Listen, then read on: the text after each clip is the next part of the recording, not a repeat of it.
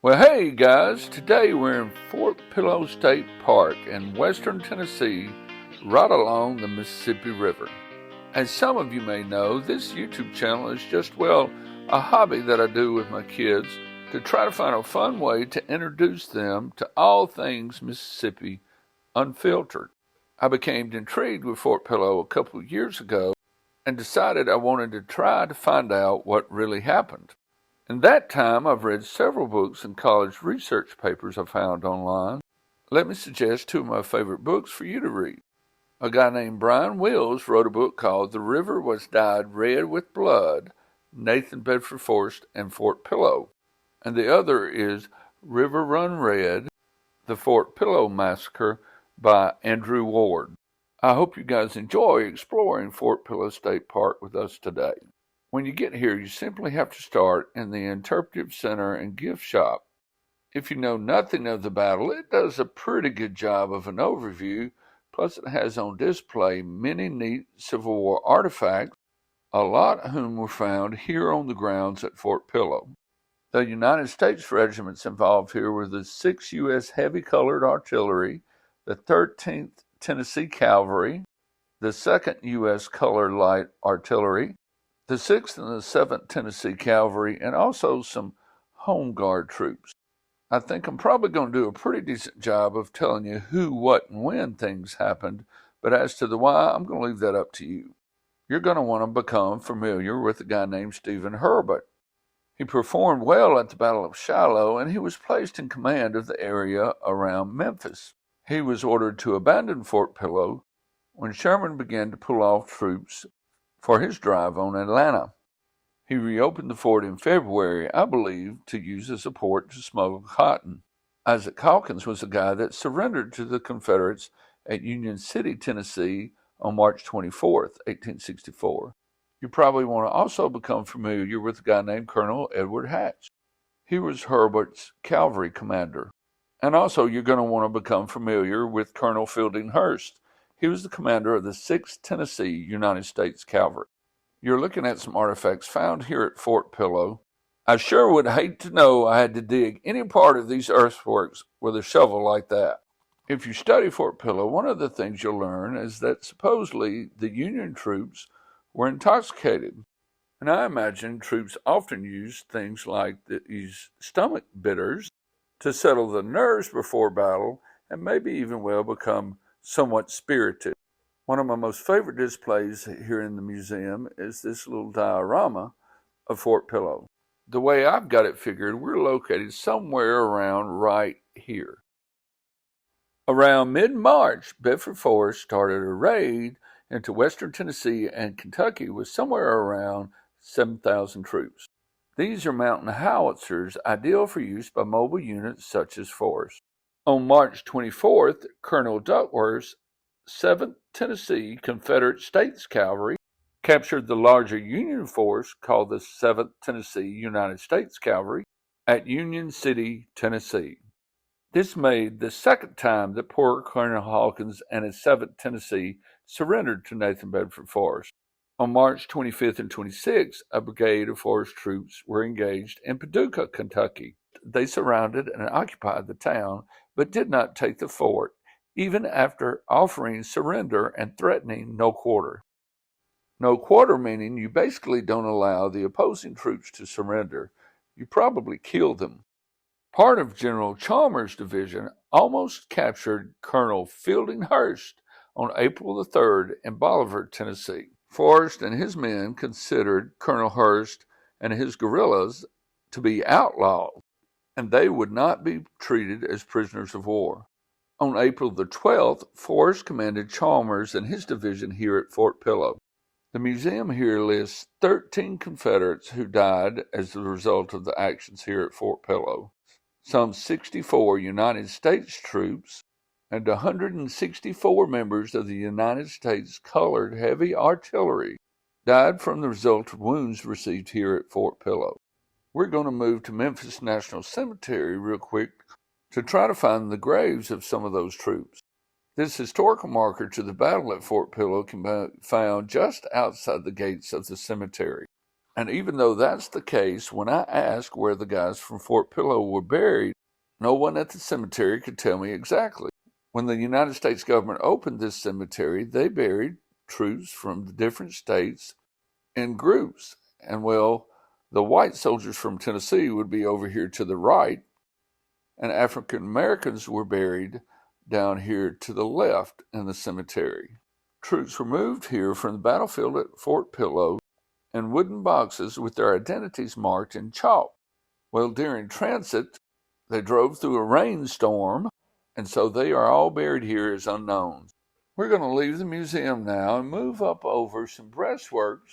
These were constructed by the Confederates in 1861 and 62. One of the things I like about this park is you can move along the top of these earthworks and be in the same physical space that these guys were back in 1864. This position was abandoned by the Union, the 13th Tennessee, in fact, and then it was used as Forrest's command position. In fact, we're coming upon the little stub that marks Forrest's command position during the battle.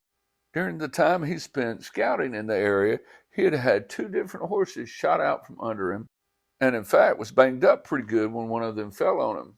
You can't today, but from here, he then could see the federal fort off in this direction. He was here in this area when he sent his message for truce and also his demand for surrender. As you walk toward the inner fort, you come upon some pretty good signage with a little map of the area. This will tell you that the fort was originally built in 1861 by the Confederates and named after Confederate General Gideon Pillow. The Confederates abandoned the fort in 1862. In 63, the Union forces occupied the fort, and of course the Battle of Fort Pillow occurred in 1864. This marker is telling you about General Forrest and his command position and how that this is actually more elevated here than the Union artillery was inside the fort. Lieutenant Colonel D.L. Wilson's regiment of Bell's Brigade, of course part of Buford's division, attacked the Federal redoubt from this area. This is where the right flank of the Confederate attack came from. They were part of Bell's Brigade, Bartow's, and Russell's regiments. You know, the hike around this park and looking at all the areas that the Confederate sharpshooters may have been, well, the hike is pretty rigorous and not the easiest thing to do. But if you do make the complete hike, you'll walk through the areas where the African American troops slept in their used U.S. Army tents. I couldn't figure out where the hospital was located, the one that the Confederates burned along with everything else the day after the battle when the Union gunboats started firing upon them. One thing the terrain in the park teaches you is that the fighting would have really been kind of in close quarters, and once the Confederates got to the area, well, frankly, that we're standing in now, well, it would have been all but over. With all of these trees gone like they were in the time of the battle, it would have been real easy for Confederate sharpshooters to look down into the fort and pick off almost anybody they chose. And of course, a lot of that happened in and up to the time that Forrest led his assault. You know, before the battle, cabins stood in this area outside the now reconstructed fortifications. These cabins housed the white troops of the 13th Tennessee Cavalry United States troops. The United States colored troops were housed in platform tents inside their fortified position you see before you. Federal troops were supposed to destroy these cabins, but were unable to, and these cabins served as better cover for the Confederates than the fortification did for the United States troops. This fortification was definitely never intended to stand alone. After the battle, this was the general area where the Union dead was buried, but you can see the ditch dug outside of the breastwork. Confederates slipped down into the 8-foot deep ditch, hunched down, and gave the compadres a boost to the narrow ledge you see before you.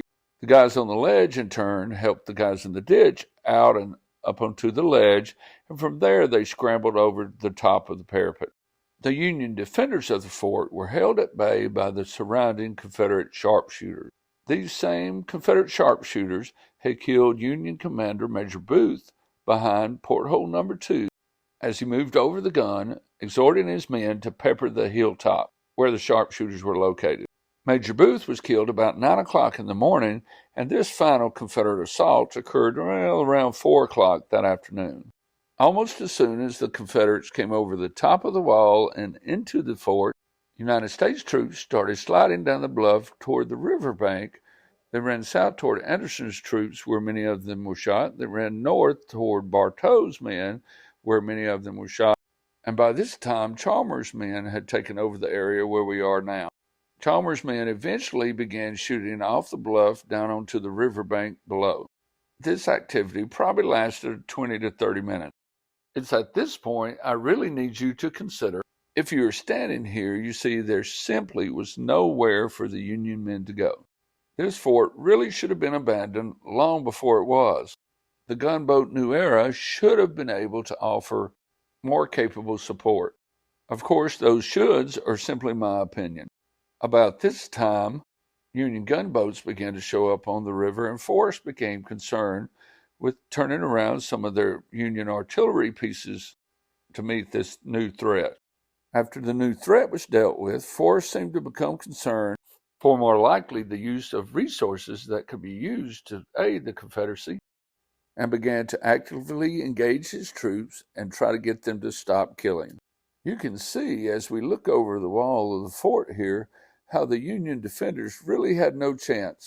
Confederate sharpshooters were on those ridges that are higher than you out there you see before you, so you couldn't get on top of the parapet to shoot down into your oncoming foe. At least you couldn't do that without being killed. You simply had to sit here and wait for the horrible to happen. I believe it was probably somewhere right around this gun where Major Booth was when he was shot in the chest and killed earlier that morning.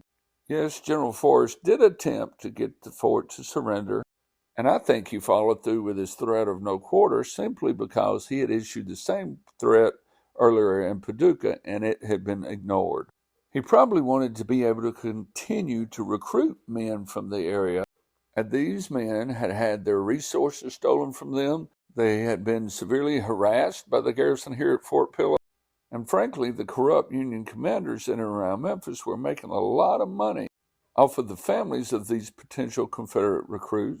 So what started as a mission to just simply procure supplies ended up in a big, horrible mess. As we take one last look up toward the Federal fortifications, we're going to move to the ravine that the Confederates used to their great advantage to make the attack. Forrest and his men were not only able to use the hilltops around us for sniper positions, we'll call them, but they were able to use this ravine that we're walking up to for cover. And this allowed them to come within mere feet of the fort. The Union artillery was simply useless for defense once Confederates gained entry into this ravine. The artillery simply could not be loaded enough to be effective to defend against men who were sheltered down here. Forrest fairly quickly left Fort Pillow after the battle. He left Chalmers in charge of the mop-up operations. I tend to believe that it was Chalmers and his men who did horrible things like bayoneting and disemboweling surrendering soldiers, both African American and Caucasian, procuring the use of a pack of dogs, and trailing combatants through these woods until they caught up with them and, of course, shot them or killed them some way. Forrest must have sensed this at least because he sent Major Anderson back to finish up operations the next day. There's a whole lot more that could be said about the time leading up to the battle itself, and, well, the aftermath of the battle. So I really encourage you to do a little reading for yourself.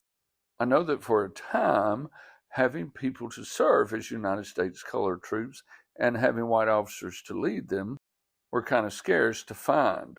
I also know that the United States colored troops and other Union forces retaliated several times for the massacre at Fort Pillow during the months that followed. They simply lined up surrendered Confederate Army men and shot them. I don't know that Fort Pillow brought the Confederacy, or the Union for that matter, anything positive. As we look out over the Mississippi River Channel and now the old river, maybe Fort Pillow is simply trying to remind us, even in view of all the bad things happening in our modern world, to treat others with compassion. Thank you.